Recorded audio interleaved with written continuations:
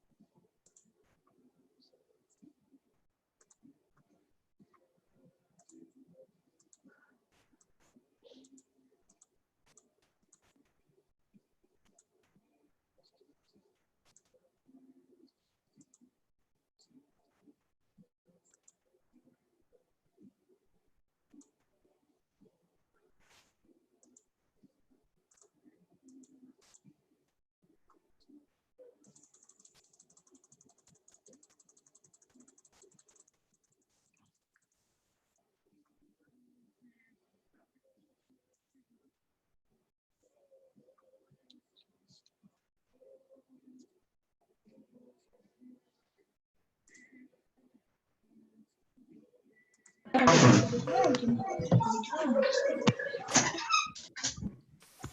vou levar você na sua casa, você não quer ir?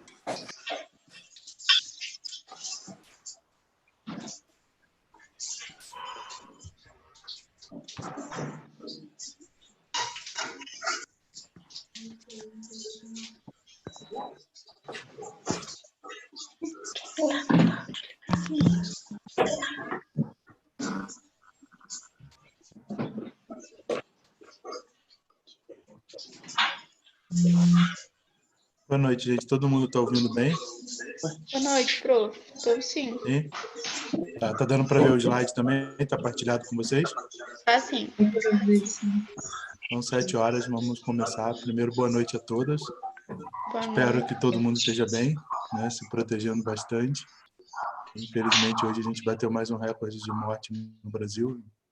As coisas não estão tão bem assim, então que possamos nos proteger e proteger aqueles que estão sob nossos cuidados. Obrigado. Então, a gente vai conversar hoje um pouquinho sobre uma questão bastante delicada, que é a alocação de recursos escassos na área da saúde. Claro que antes da gente conversar sobre a alocação de recursos escassos, a gente tem toda uma discussão filosófica que antecede isso, né? Por que os recursos para a saúde são escassos, né? Se a gente partir do ponto de vista filosófico, a gente pode perguntar por que existe recurso para a área bélica, por exemplo, e não existe recurso suficiente para a área da saúde.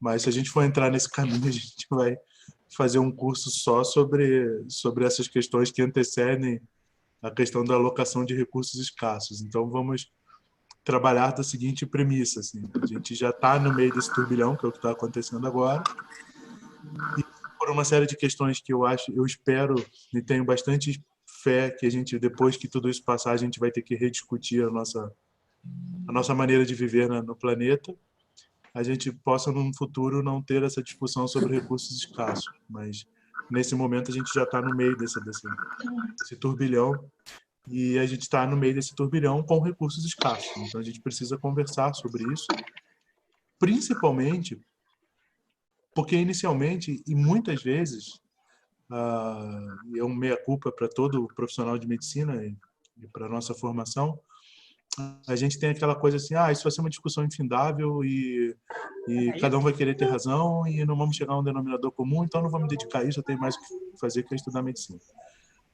Realmente, assim, é uma discussão grande, toda discussão ética é uma discussão grande, conflituosa, porque se assim não fosse, não era uma discussão, era apenas uma imposição de vontades. E a gente precisa conversar sobre isso, sim, principalmente definir termos para que a gente possa chegar a um denominador comum. Eu não digo que chegaremos a que todos tenham um consenso, mas que cheguemos a um denominador em comum. E que para a gente possa ter uma discussão e chegar a um denominador comum, a gente precisa ter definições, ter argumentos, usar, como dizia o meu orientador de mestrado, a força do argumento e não o argumento de força. São duas coisas totalmente distintas. Para isso, a gente precisa ter conhecimento, para que a discussão possa ser no âmbito da racionalidade. Porque, acho que era Francis Bacon, dizia assim, se você tenta uma discussão com alguém que não usa argumento racional, é a mesma coisa que dar um remédio para quem já está morto. Infelizmente, a gente tem vivido períodos em que o argumento racional parece ser deixado de segundo plano, para não dizer o mínimo. Mas a gente vai hoje trabalhar muito questões de conceitos, tá? Porque a gente precisa desses conceitos, e vocês vão ver, para que a gente possa ter uma discussão que avance. Ninguém pretende chegar aqui ao final de uma resolução de todos os problemas do nosso dia a dia, do nosso sistema de saúde, mas que a gente principalmente tenha alguns conceitos pelos quais a gente possa trabalhar essa discussão quando nós estivermos lá na frente de batalha e nos cargos administrativos do nosso sistema de saúde.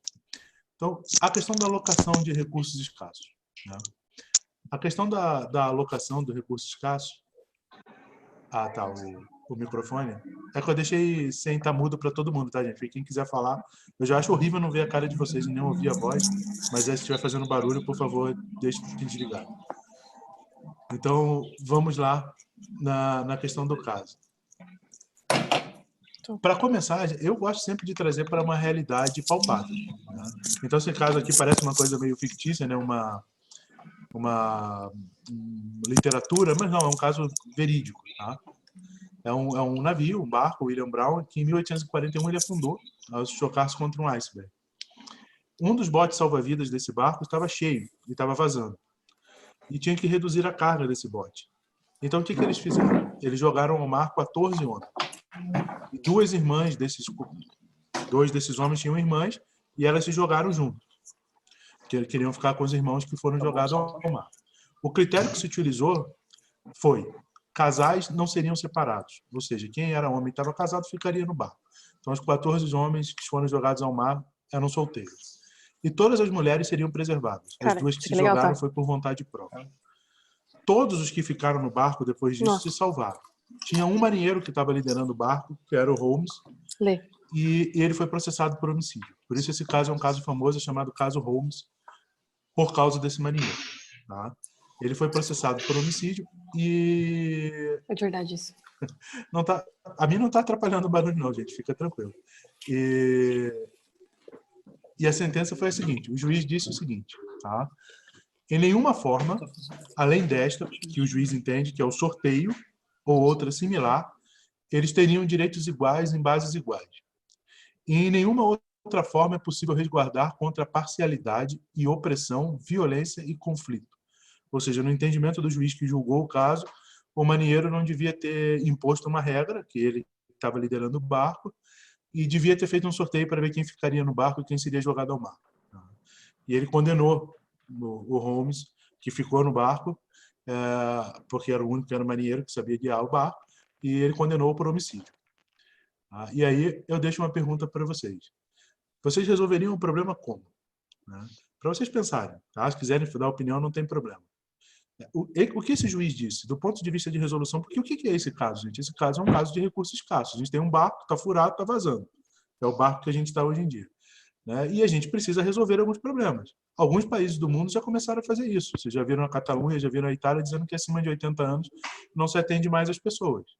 Né? Se está em caso grave, deixa morrer e dá vaga para quem tem condições de melhorar. Então, como é que vocês resolveriam isso? Vocês acham que o sorteio é o mais indicado?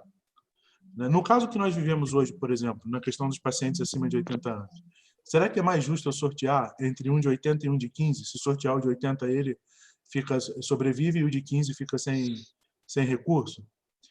Como é que a gente resolve essas questões quando a gente não tem para todo mundo? Como é que se faz essa resolução de conflito?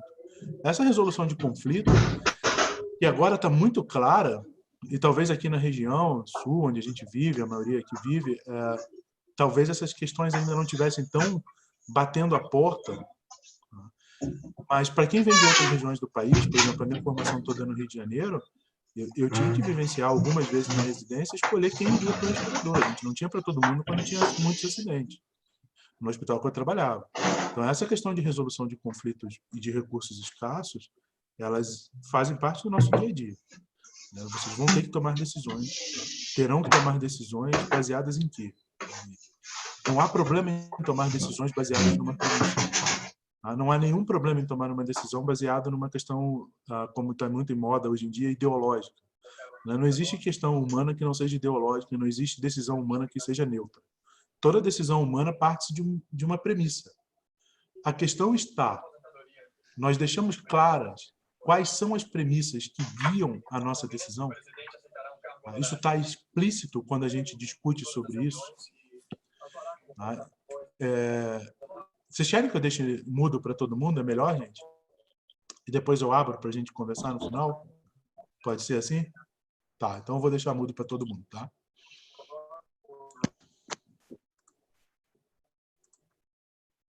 Pronto. Então, não há nenhum problema em você ter uma premissa. O Paulo Freire, todo mundo conhece, dizia assim: toda ação humana ela parte de uma premissa. Essa premissa ela é inclusiva ou ela é excludente? Eu parto de uma premissa de que eu acho que quem merece as coisas é quem fez por merecer, quem tem mais condições socioeconômicas ou que produz mais para a sociedade é o que merece receber. Não há problema nenhum em ter essa premissa, desde que eu a deixe explícita. É isso que eu acredito. E não tentar fazer com que isso seja uma coisa que passe como uma opção de neutralidade, quando na verdade não é. Porque se você passa como uma opção de neutralidade, você está impedindo uma discussão racional sobre as suas premissas, que podem ser questionadas. Então, como é que a gente resolveria esse problema do nosso barco, né? Como é que a gente resolveria isso? Houve um questionamento muito grande já, né, em relação a essa, vamos dizer assim, essa sentença do juiz, né? E esse bioeticista, chamado Edmond Kahn, criticou a sentença do juiz do caso Holmes, pois essa situação é uma situação de crise e a aposta que está envolvida é uma aposta muito alta para ser resolvida apenas com uma jogada. As responsabilidades são muito grandes para serem deixadas a cargo do destino. A gente não pode deixar as pessoas a cargo do destino, a cargo de um sorteio. Existem responsabilidades muito grandes aqui que precisam ser exercidas. A gente está dentro, e eu tenho discutido muito isso com alguns colegas no momento, que muitas pessoas negam o que está acontecendo, baseado naquilo que elas creem, mas a mim me parece uma questão que Pascal, que é um filósofo francês, trabalhava, chamada aposta de Pascal. Ele falava isso com relação à existência de Deus ou não. Ele dizia assim, eu posso crer ou posso não crer. Eu não tenho como provar nem um lado nem outro. É uma aposta. Eu posso viver como se não existisse a divindade. Eu estou apostando nisso. Mas e se existia 50%? O meu tipo de vida, o que preço eu pagarei por ter apostado que não existia? A gente vive num momento, assim, existe pandemia, não existe pandemia, existe uma discussão muito grande sobre isso. Nós podemos apostar que não existe. Podemos fazer essa aposta do Pascal. E o preço a pagar? Podemos deixar a própria sorte, se isso existir? Será que não está na hora da gente ter uma resolução de conflitos e de recursos escassos para que a gente possa organizar isso e não deixar ao mero acaso? Essa é a questão bioética envolvida por detrás da alocação de recursos escassos. Como organizar isso da maneira mais racional possível, sendo o mais justo e o mais ético possível. É óbvio, né? Um outro filósofo que eu gosto muito, que meus alunos já não aguentam mais ouvir eu falar dele, que chama-se Emmanuel Levinas, ele dizia, se no final de um processo alguém chora, é porque não houve justiça. Infelizmente, nesses processos de recursos escassos, ao final do processo, alguém sempre vai chorar. Tá? E aí a gente precisa tomar cuidado com isso, para tentar fazer o mínimo possível chorar. Não é pragmatismo, no sentido filosófico, mas é que não dá para deixar ao acaso, porque aí as coisas se tornam muito piores. Então, vamos lá. Vamos raciocinar um pouco sobre a questão da alocação de recursos escassos. O que envolve a alocação de recursos escassos? Envolve, objetivamente, tomada de decisão. Nós precisamos tomar uma decisão. Esse é o objetivo. E toda tomada de decisão vai além de regras, vai além de direito e de moral. A gente não pode confundir uma questão ética com questão de direito e com questão legal, moral. São coisas distintas. Tá? Eu posso legalmente, por exemplo, né, não vai novamente aqui nenhum tipo de julgamento de valor. Quem me conhece no dia a dia sabe qual é o meu julgamento a respeito disso. Mas, por exemplo, legalmente eu posso demitir meus funcionários durante a pandemia, não estou tendo lucro, mas eticamente é uma coisa que deve ser feita. Então, a gente tem muito mais na alocação de recursos escassos do que apenas obedecer a uma regra. Obedecer a uma regra do direito e uma regra moral. A gente tem questões éticas que antecedem o direito e a moral, que nos fazem ir além dessa questão do direito e da moral. E tomar essas decisões sem usar os valores é incorreto e de baixo nível, segundo Diego Graça, que é um dos maiores bioeticistas espanhóis, que está mergulhado nas questões na Espanha agora, bastante complexas pelas quais ele tem passado, e publica alguns artigos da equipe dele bastante interessantes. Quem tiver vontade de pesquisar na internet, vale a pena por esse período difícil que eles estão passando também. A gente não pode tomar decisões sem usar os valores, não há problema nenhum em usar os nossos valores, gente. Só há problema quando a gente esconde quais são esses valores, porque se eu escondo e digo eu não tenho valor nenhum por detrás da minha decisão, eu impeço que essa minha decisão seja contestada, ou seja debatida, ou pelo menos venha à mesa para o debate, porque eu estou partindo e dizendo que é uma premissa de que eu não tenho nenhum interesse, quando não existe ação humana que não tem interesse por detrás. E aí, o que a gente precisa, então, para entender? Como eu disse, hoje é um pouquinho diferente das outros dois encontros, a gente já está no terceiro, né? E que bom que está indo no terceiro, que tenhamos o quarto e quinto, eu gosto muito desses assuntos. A gente tem alguns conceitos muito importantes, a gente precisa começar um pouquinho sobre a postura conceitual. Primeiro, a gente precisa entender que tipo de recurso a gente está conversando sobre ele estar escasso e que a gente precisa alocar. São recursos homogêneos e divisíveis, homogêneos e não divisíveis, heterogêneos, divisíveis, heterogêneos e não divisíveis. A gente vai falar um pouquinho sobre cada um deles. Claro que não pretendemos extinguir o assunto, mas aqui para que vocês possam tomar conhecimento, para quem já não teve, com esses conceitos de alocação de recursos escassos. O critério de alocação que a gente vai usar, qual o critério que a gente vai usar para alocar os meus recursos, já que eu não tenho para todo mundo? Eu vou usar um critério de merecimento? Eu vou usar um critério de necessidade, de efetividade, tá? De benefício provável, que tem muita proximidade com efetividade. Eu, particularmente, não gosto de dividir em dois, mas muitos bioeticistas dividem. O nosso processo de tomada de decisão, ele é um processo racional? Ele é um processo que está sendo negociado? Ele é um processo que tem conflito, é um processo conflitual? É um processo casual, ou seja, foi deixado à própria sorte e ninguém sabe o que está acontecendo? Ou é um processo degenerado? Esse âmbito da nossa decisão é um âmbito que envolve um âmbito microbioético, ou seja, um determinado indivíduo ou pequena população, ou macrobioético, é uma decisão de uma sociedade. Envolve microalocação, ou seja, eu vou alocar um recurso para um ser humano, ou macroalocação para uma população. Então, esses conceitos têm que estar bem claros na nossa cabeça quando a gente parte para sentar numa mesa de debate sobre alocação de recursos escassos. Então, o que são esses recursos, então?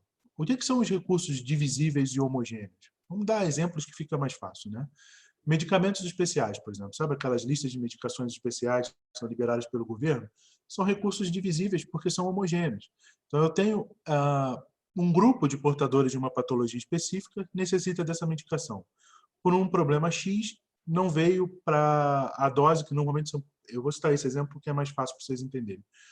Essas doses normalmente são liberadas para cada 3 meses, ou seja, se eu tomo um comprimido por dia, eu tomo 30 por mês, eu recebo 90 hoje, tá? E depois dali a 3 meses eu volto para pegar mais 90. Por um motivo X, nesse dia que é a entrega das medicações, não veio os 90. Não teria para os 3 meses, veio faltando até para outros que não vieram nem daquele mês. Mas se para mim veio 90 e para o outro não veio nenhum, por algum problema burocrático, o que seja, eu posso pegar esse recurso, dar 30 para mim, 30 para o outro, tentar resolver o problema para que no próximo mês eu consiga restabelecer o funcionamento de forma adequada. Então, na carência desses recursos, é possível dividir esse estoque existente entre aqueles que necessitam, enquanto que a gente aguarda a chegada de um novo lote para resolver o problema para o futuro. Mas isso só é possível quando os recursos são divisíveis e são homogêneos. Se os recursos são divisíveis e são heterogêneos, por exemplo, qual é o exemplo disso? Sangue. Eu estou no meio de uma calamidade, eu tenho bolsas de sangue, eu posso usar essas bolsas diretamente, ou, como tem muita gente que precisa, ou muitos problemas, eu posso dividir nos seus componentes, em plasma, em plaqueta, etc., que eu vou atingir mais pessoas.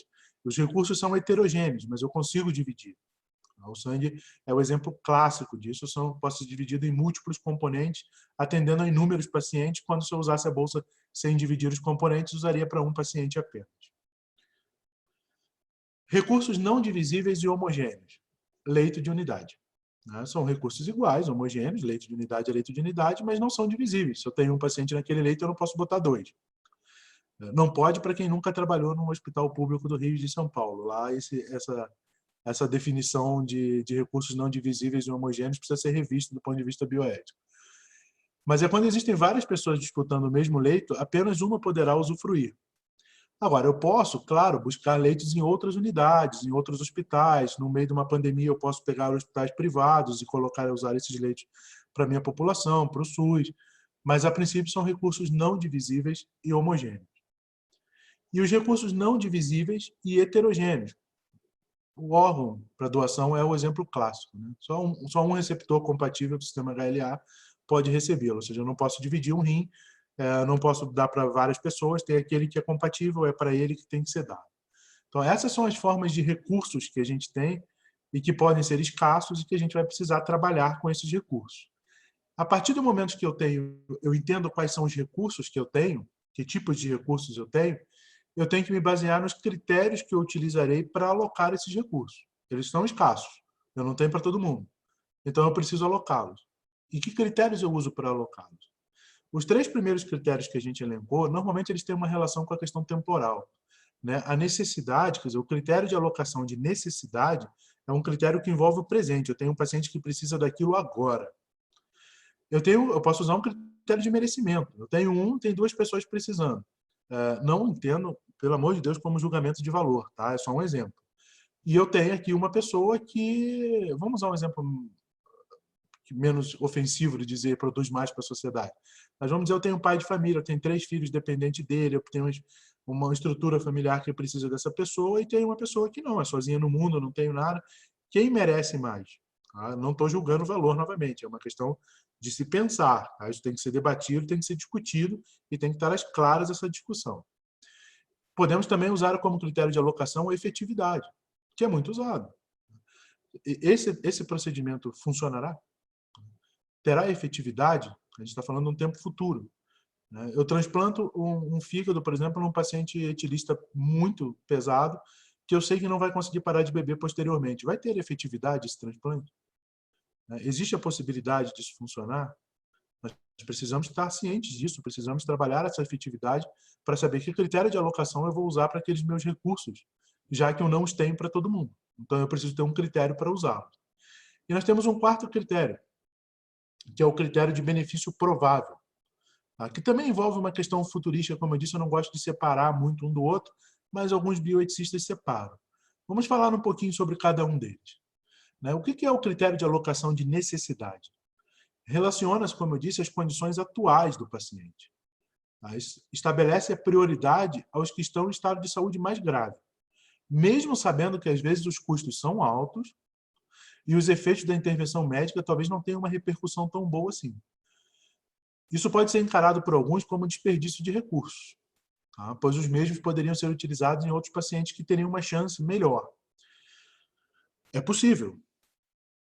Agora, é um problema usar esse critério como alocação? Não, como eu disse, desde que esteja explícito que nós estamos tomando uma decisão de usar esse critério como alocação dos nossos recursos. Eu posso usar também os critérios de alocação por merecimento. Isso é um critério voltado ao passado. Como assim um critério voltado ao passado? Um critério voltado ao passado é um critério que tem uma relação com feitos que o paciente já fez. Registros, eventos que já ocorreram, pacientes que têm um bom, eu odeio essa palavra, mas um bom contribuição social, etc. Então, você já tem eventos que já ocorreram e aí você usa esse critério de alocação como merecimento. É uma pessoa que merece receber esse recurso porque ela deu alguma coisa em troca para a sociedade ou para quem quer que seja. Efetividade, é uma outra possibilidade de um critério de alocação. O critério da efetividade ele é orientado para o futuro. Os recursos devem ser alocados para aqueles pacientes que possam fazer melhor uso para si ou para outros, especialmente a sociedade, que é a efetividade que a gente chama de efetividade global ou efetividade local, quando é só para mim mesmo, ou efetividade global, quando é melhor benefício para a sociedade. Essa última questão da efetividade global é aquilo que a gente trabalha em área de saúde com custos sociais, retorno à produtividade, paciente que tem família, que vai... Então, tem uma série de questões envolvidas nisso. A efetividade global, ela também pode ser expressa, então, pelo grau de dependência de outras pessoas. Se eu tenho uma pessoa que ele é chefe de uma família, dono de uma empresa, uma pessoa que produz muito, será que realmente não é importante? Não é uma função importante? Não vai ser mais efetivo se eu recuperar e alocar os recursos nessa pessoa? Tem um grau de julgamento muito alto em torno disso. Mas é como eu disse, toda ação humana tem uma premissa. Nenhuma dela é neutra. Não há problema em ter as suas premissas. Há problema em escondê-las. Que aí você não tem uma discussão racional para tomada de decisão. Ainda na efetividade, se leva muito em consideração o estado de saúde do paciente. Se o estado de saúde é bom, regular, se é ruim, é uma possibilidade de um critério. Atender pacientes com um estado de saúde muito ruim, que é o que está acontecendo agora, da efetividade nas pandemias, eu vou pegar um paciente de 80 anos, extremamente comórbido, um prognóstico muito ruim, um estado de saúde muito grave, eu não tenho recurso para todo mundo, vai ser efetivo o tratamento que eu vou dar para esse paciente? Por compaixão? Tem uma efetividade muito baixa. É duro falar, mas a gente está numa situação com a corda no pescoço. Por isso nós temos recursos escassos, nós precisamos discuti-los. Por isso é um tema tão vivo. A máxima efetividade seria atingida quando a gente tivesse aqueles pacientes em estado regular. Eu também não preciso alocar recursos para aquele paciente que tem um estado de saúde muito bom. Se o paciente está com um estado de saúde muito bom, precisa de um tratamento, mas ainda está muito bom, o estado de saúde dele, eu aloco recursos para ele, né? Aquilo que a gente fala. Eu, por exemplo, quando vim trabalhar aqui no Sul, numa cidade muito menor, aqui em Pato Branco, eu via pacientes na UTI aqui do nosso hospital que não estavam entubados, né? Eles faziam um procedimento e iam para a UTI estubados. Da onde eu vinha, o paciente estubado na UTI é um milagre, né? Porque o paciente está com um estado de saúde tão bom que não precisa de um ventilador, então não precisava de UTI, não tinha vaga para todo mundo, né? Como eu tinha vaga sobrando aqui, acabava às vezes deixando na UTI apenas para observação. Já não está mais acontecendo isso, a gente já não tem mais tantas vagas assim para todo mundo.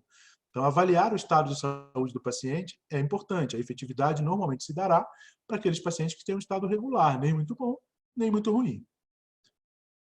E o benefício provável, que é um outro critério de alocação, para mim é muito relacionado ou vinculado ao princípio da efetividade. Ele é utilizado no processo de tomada de decisão, principalmente baseado em dados estatísticos e medicina baseada em evidências ou na experiência da própria equipe de saúde.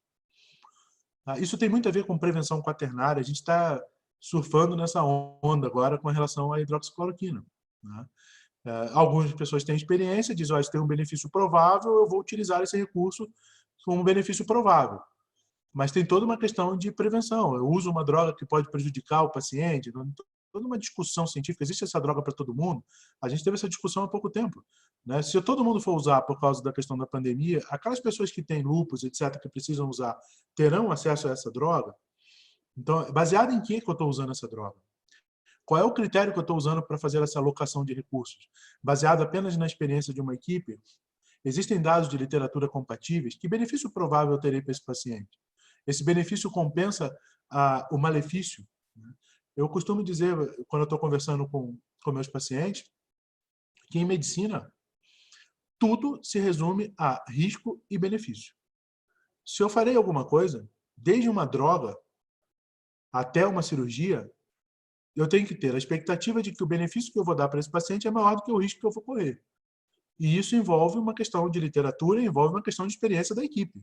Porque, às vezes, a literatura do John Hopkins não é a mesma que a gente tem na experiência da equipe que trabalha aqui. Então, não adianta apenas eu usar a literatura se eu não tenho aqui os recursos para replicar os dados da literatura mundial. Então, tem uma série de questões envolvidas nesse benefício provável que a gente precisa avaliar quando vai alocar os recursos. A gente precisa conhecer esses conceitos para estabelecer essa relação de custo-benefício. Para mim, o nome correto seria dano provável, benefício provável. O risco-oportunidade, risco-esperança, você pode usar de acordo com as diversas linhas bioéticas. Tá?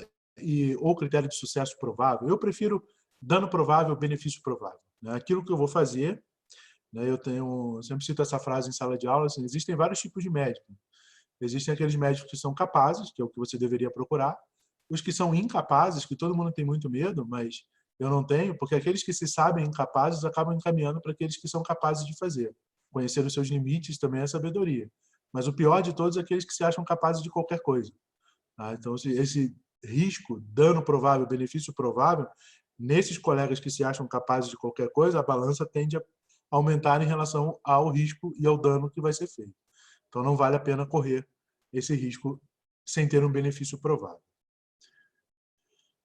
E aí, o processo de tomada de decisão. Eu sei que tipo de recursos eu tenho, eu sei que forma que eu vou usar para alocar esses recursos, quer dizer, que critérios eu estou usando para a alocação desses recursos, e aí eu vou ter que tomar decisões. O processo de tomada de decisão, ele é envolvido nessa alocação de recursos, depende também de como os pacientes reconhecem, e aqui é um grande problema, um grande ponto conflituoso,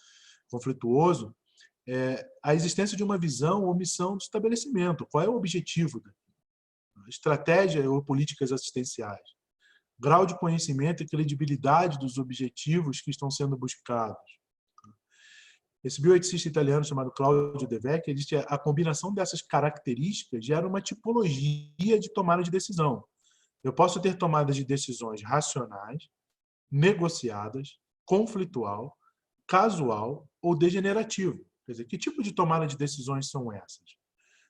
Quando eu tenho, no meu processo decisório, objetivos explícitos, está muito claro quais são os objetivos, né? E aqui é um dos grandes debates bioéticos. Por exemplo, se eu tenho um sistema de saúde privado, uma empresa privada, qual é o objetivo explícito dela?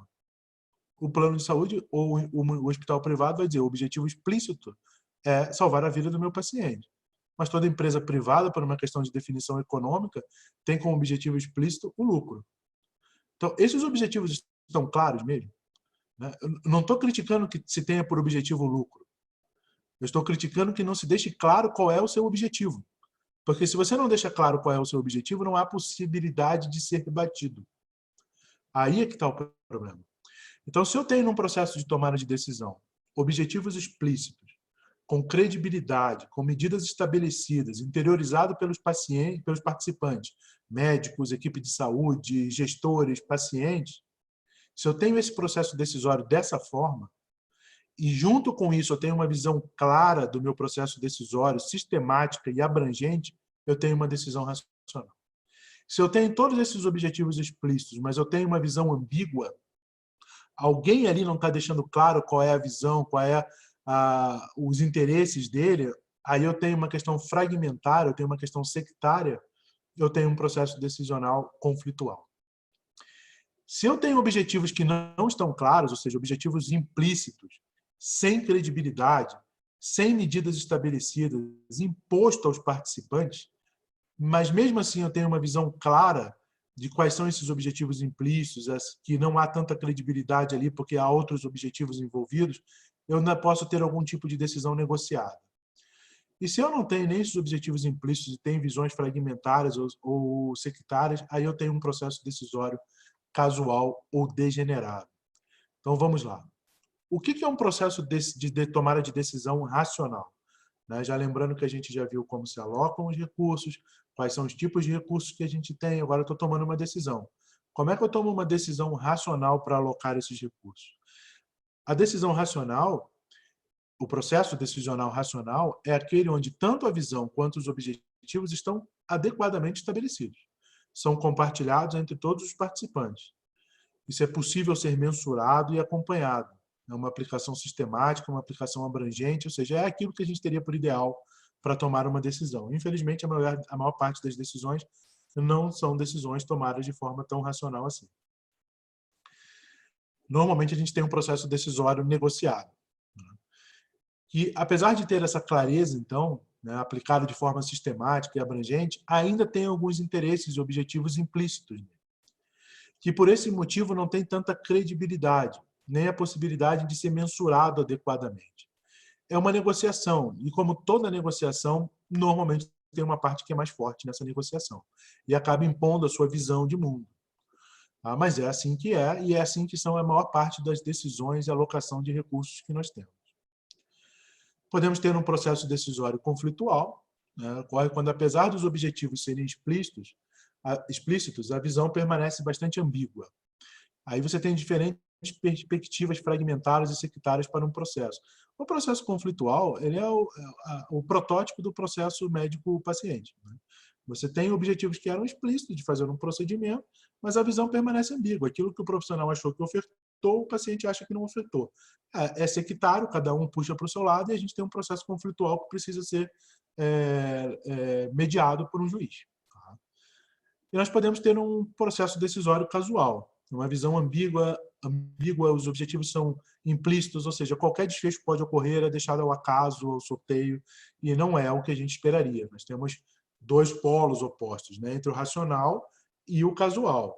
Diego Graça, novamente citando o bioeticista, ele normalmente diz assim, bom, quando a gente vai sentar numa mesa, normalmente a gente pega assim, o que pode ser o melhor dos mundos, o que pode ser o pior dos mundos. E a gente vai tentar negociar um meio termo entre um e outro para ter uma decisão, para alocar os nossos recursos escassos.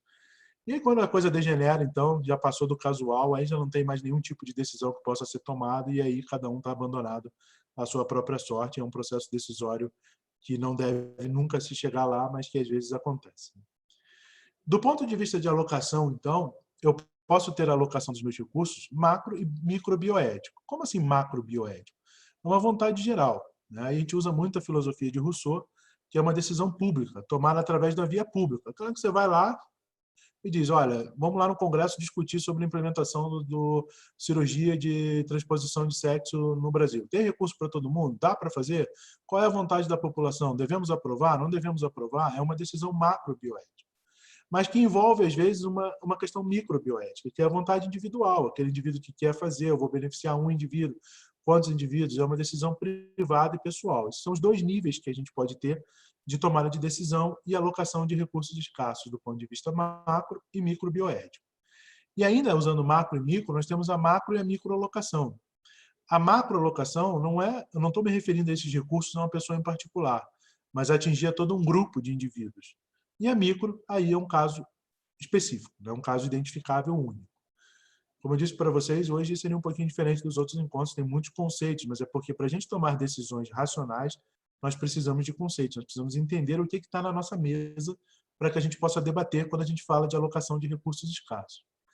E aí tem uma pesquisa que eu acho fantástica, uma pesquisa de colegas da onde eu fiz um mestrado, o aluno Gustavo foi meu colega de mestrado em algumas disciplinas, e ele, uma pessoa inteligentíssima, fez uma pesquisa junto com os orientadores dele, em que ele fez 225 entrevistados, pessoas leigas das áreas da saúde ou do direito, sobre alocação de órgãos para transplante, ou seja, alocação de recursos escassos. Ele não tem recurso para todo mundo. E aí ele fazia uma pergunta, né? A pergunta específica aos entrevistados era: 3 pessoas necessitam de um coração para continuar sobrevivendo. Surge a disponibilidade de um órgão. Considerando que esse é compatível com os 3 indivíduos, qual deles deve receber esse órgão? Tá? E aí ele dava algumas opções. Vou botar aqui a pesquisa. Letra A. Quem merece receber o órgão? Um médico que descobriu um importante remédio no auxílio do tratamento da depressão. Suas chances de recuperação exitosa são de 80%. Sua expectativa de vida sem o transplante é de 6 meses. E sua posição na fila do transplante é a segunda. Letra B. Um ajudante da construção civil está na 3ª posição da fila. As chances de recuperação exitosa são de 30%, mas a expectativa de vida dele sem um transplante é de mais 1 semana apenas. Em 1 semana, se ele não sofrer o transplante, ele vai morrer. E a letra C, um funcionário público aposentado, é o primeiro da fila para transplante. Suas chances de recuperação são de 50%. Sua expectativa de vida sem um transplante é de mais de 6 meses. Quem deve receber esse órgão? Ele fez essa pergunta, entrevistou leigos da área do direito e da área da saúde, e as respostas, eu não vou entrar no julgamento delas, mas as porcentagens estão aparecendo aqui embaixo no slide, de quem deve receber ou não o órgão. Tá? E vocês veem que mesmo em qualquer uma das 3 áreas, quem deve receber, a mais votada é a letra B. Tá? Que é, qual critério a gente está usando aqui? A gente está usando aqui um critério de alocação para essas pessoas de necessidade. Esse paciente da letra B ele vai morrer em 1 semana. Ele tem necessidade de usar agora. Para a maior parte dos entrevistados, esse critério é o critério mais importante. Podemos discutir esse critério como mais importante? Podemos. Tá? Mas não podemos esquecer que eles deixaram claro. Para mim, o critério mais importante é a necessidade. Então, a gente vai analisar os 3 critérios. Né? A primeira alternativa lá do médico, a letra A, é uma situação onde os critérios de merecimento e efetividade, obviamente, estão valorizados. Um médico descobriu um remédio, tem uma questão de efetividade no tratamento de 80%. Então, isso está muito claro. A letra B é claramente baseada no critério da necessidade. O paciente que tem a menor sobrevida, ele vai morrer. E a letra C é baseada no critério de merecimento. Está no tempo de espera da fila. Ele é o primeiro da fila. Esse paciente está lá como o primeiro da fila para transplante, então ele tem o merecimento de ser o primeiro. Ele esperou a vez dele e chegou a vez dele. O critério de merecimento, então, pela contribuição social, ele já foi utilizado várias vezes. Diferentes países do mundo ainda o utilizam para alocação de órgãos. Pessoas com destaque, por exemplo, esportistas, intelectuais, artistas, têm preferência para recebimento. Algumas sentenças judiciais, inclusive aqui no Brasil, usam o critério de necessidade. O paciente vai morrer se não tiver, não importa qual é o valor, não importa quem está na fila, ele vai passar na frente. E isso é um problema, porque denota do Poder Judiciário um distanciamento da questão da área da saúde. Porque na organização do sistema do SUS, mais voltado para a área da saúde no Brasil, o que funciona, porque foi assim que os colegas da saúde decidiram, é o tempo de espera na fila. Então, vocês veem que, às vezes, tem sentenças judiciais que vão diretamente contra a decisão de outros profissionais que acham que o critério de utilização é o merecimento por espera na fila, enquanto que às vezes se acha, do ponto de vista de judicialização, que o critério de merecimento é o critério de necessidade. Tá? Então, a gente tem uma discussão bioética muito intensa entre duas áreas totalmente distintas. Deixa eu ver aqui que fizeram alguma pergunta aqui. Isso mesmo, Leis. Ele não vai ter tempo, o pedreiro não tem tempo de ficar na fila porque ele tem um critério de necessidade. Não há problema nenhum que você utilize esse critério como seu critério para alocação de recursos. É o critério que você acredita que é o mais importante. Ele não tem tempo para ficar na fila. Ele tem necessidade. Agora, o que vale no Brasil, por uma decisão do SUS, pode ser questionada, porque tem que estar explícito. O que está explícito é, no Brasil, deveria valer o critério de espera na fila. O primeiro da fila é quem recebe o órgão, desde que ele seja compatível. Se não for compatível com ele, é compatível com o próximo na fila de transplante. Não é por tempo que vai morrer, não é por ser médico ou por ser pedreiro, absolutamente não tem nada a ver com isso. O critério que se utiliza é merecimento por espera na fila. Tá certo? Tá errado? Tá aberta a discussão. Tá claro qual é o critério. E o critério pode ser atacado. O que está claro também é que a gente não tem órgão para todo mundo. Então, a gente precisa de um critério. O critério escolhido foi esse. É o mais correto? É o menos correto? Não sei. A gente precisa discutir sempre. As coisas precisam ser melhoradas sempre. Tudo isso que a gente falou é por uma questão de tomada de decisão. Tá? Então, essa tomada de decisão, essa alocação de recursos escassos, essa tomada de decisão na situação de carência de recursos, nunca é uma tarefa fácil.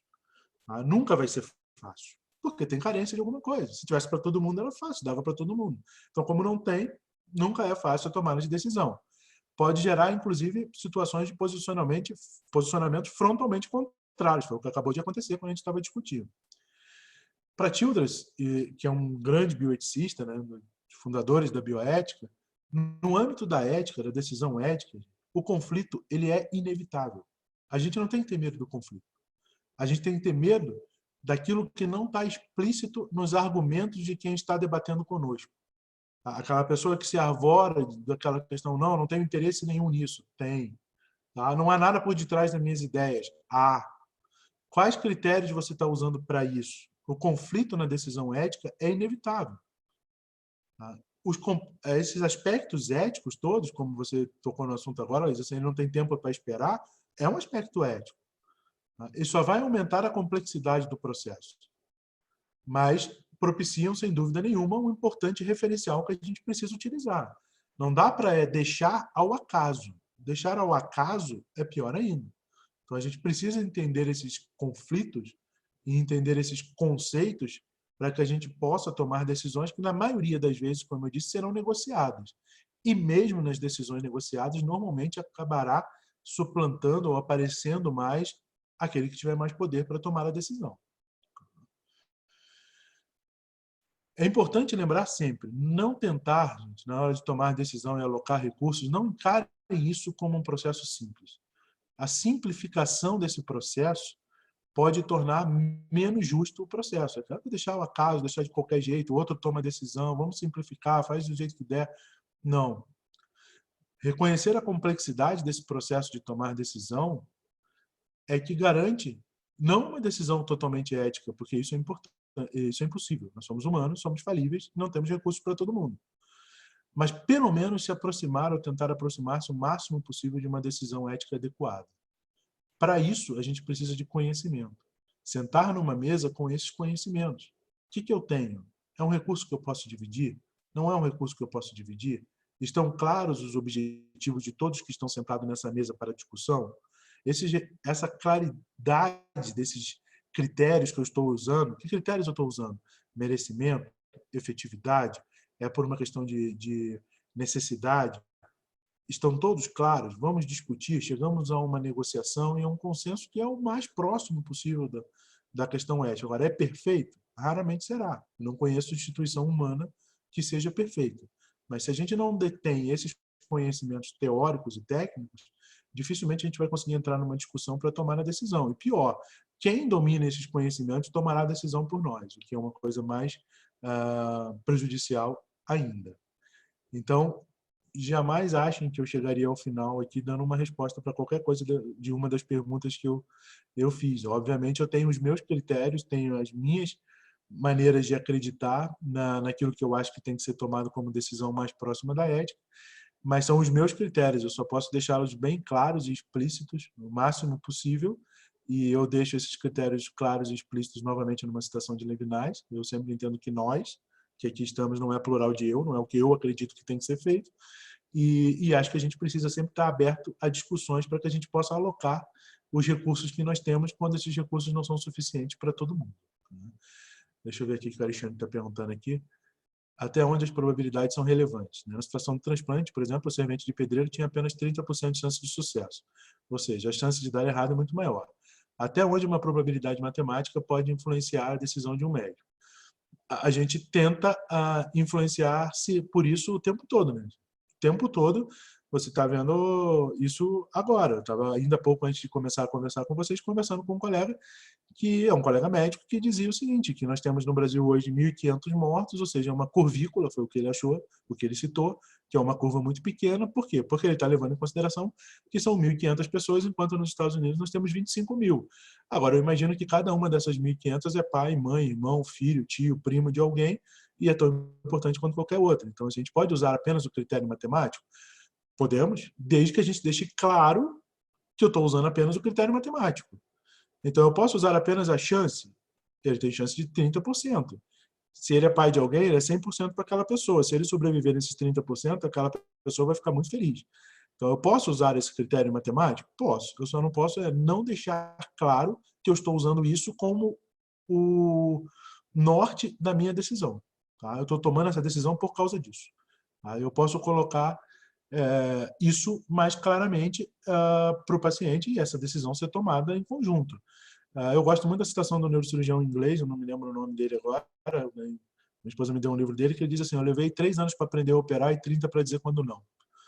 Então, assim, é muito difícil, às vezes, você tomar essas decisões. Deixa eu ver aqui, a Juliana. Quais são os critérios adotados para alocar e classificar os pacientes na fila de espera? Tempo. Basicamente, tempo. Tá? Você tem indicação do seu transplante, você vai para uma lista de espera. Essa lista de espera tem 50 pessoas, teve um órgão, agora tem 49, teve outro órgão, tem 48, você vai chegar no primeiro local. Tá? O que a gente normalmente usa no Brasil é critério de tempo. Você pode tentar burlar esse critério via judicial, como já aconteceu algumas vezes, mas é preciso deixar claro que o critério que a gente está usando é esse. Se alguma coisa não ficar clara, gente, depois vocês me mandam um e-mail, eu deixo meu e-mail aqui depois para vocês, a gente conversa. Assim, eu não tenho resposta para tudo não, tá? Deixa eu ver o que a Suzana está perguntando. Seria ético, no caso da situação da pesquisa, debater com os pacientes potenciais receptores, considerando as questões de autonomia, etc.? Deixa eu ver se eu entendi, Suzana. Depois, se eu não entendi, você me corrige. Seria ético chegar com os 3 que são possíveis receptores e dizer para eles, olha, eu tenho um órgão só e tenho vocês 3 nessa situação e quem que vocês acham que merece receber? Né? Debater com os pacientes que seriam receptores, individualmente. Né? Não há nenhum problema de você... Não seria antiético, por exemplo, você dizer que eu tenho mais 2, não vou citar nomes, não vou dizer quais são os problemas que estão envolvidos com essa pessoa, mas que também precisariam. Mas, assim... são 25 anos, como diz um colega meu, deformado, né, pela medicina, não formado pela medicina, mas deformado por ela. E eu acho muito difícil, conhecendo o ser humano, que alguém vai dizer assim, não, eu abro mão para o outro. Tá?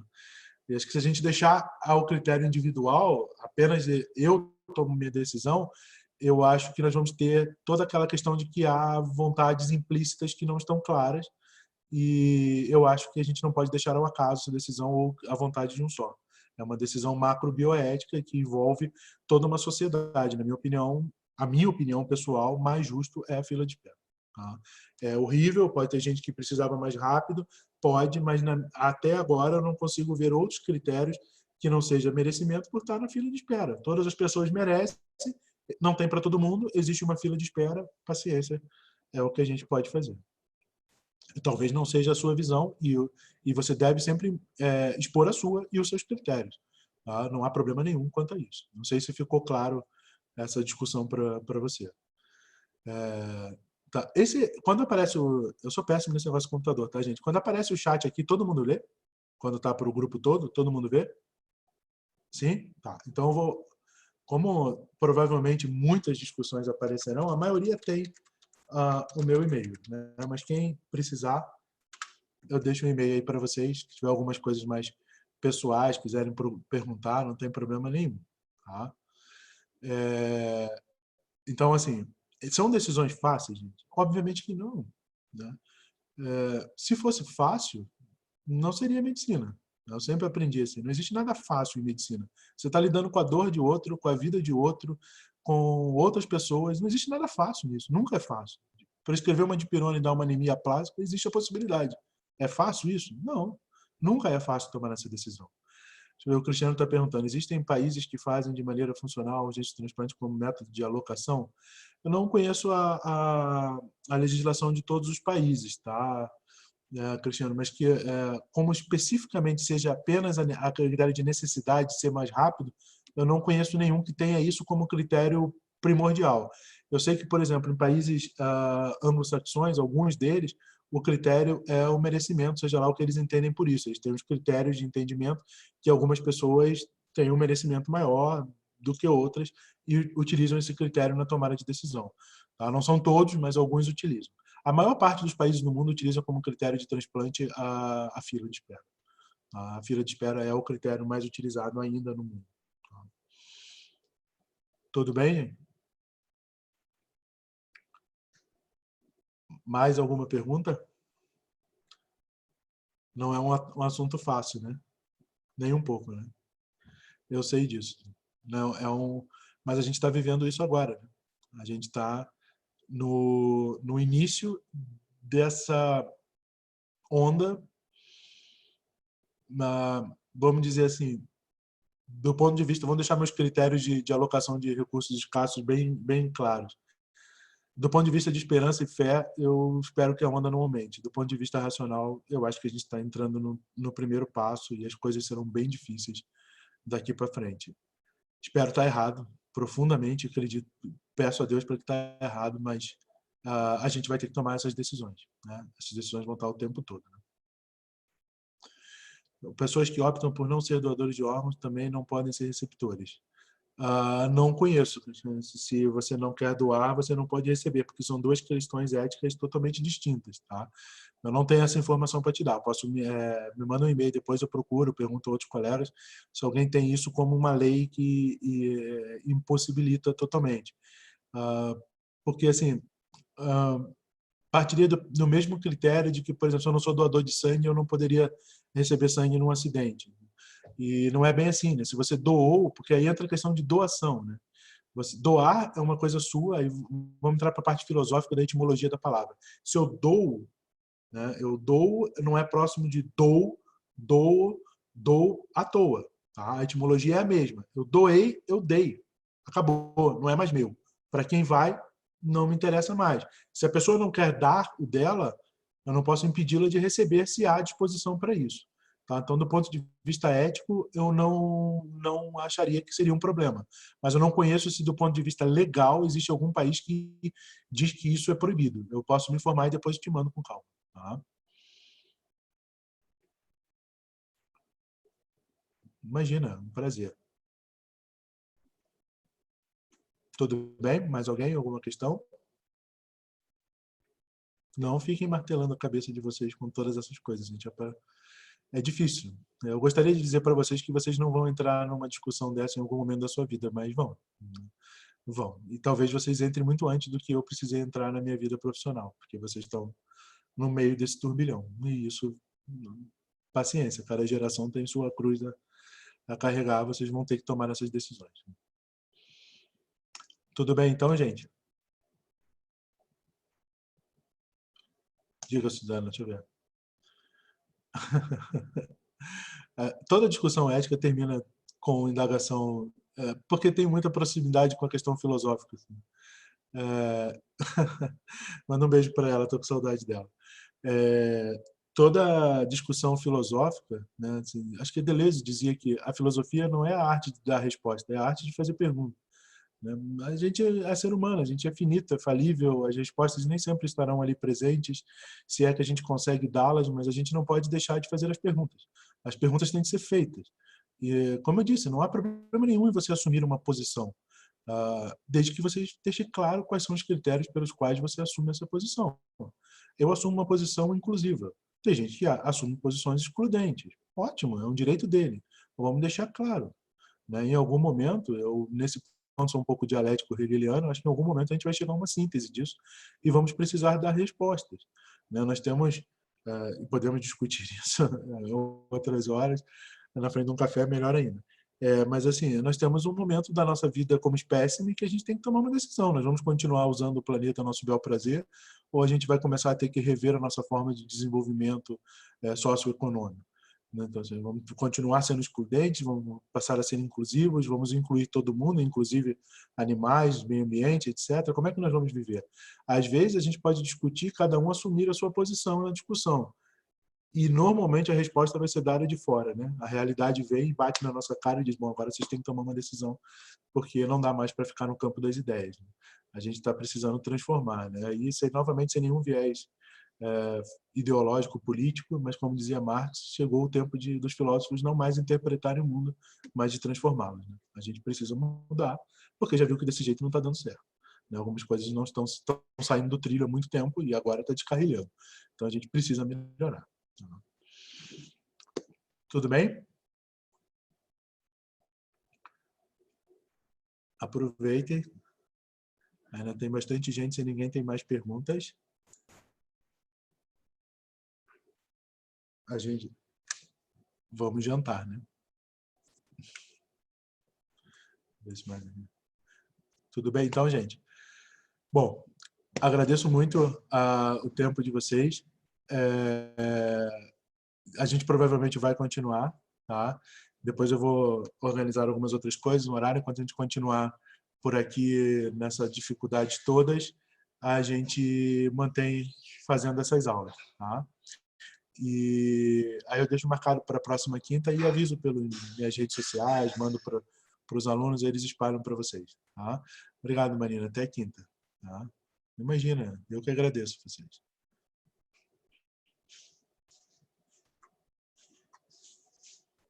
Espero que tenham gostado, né?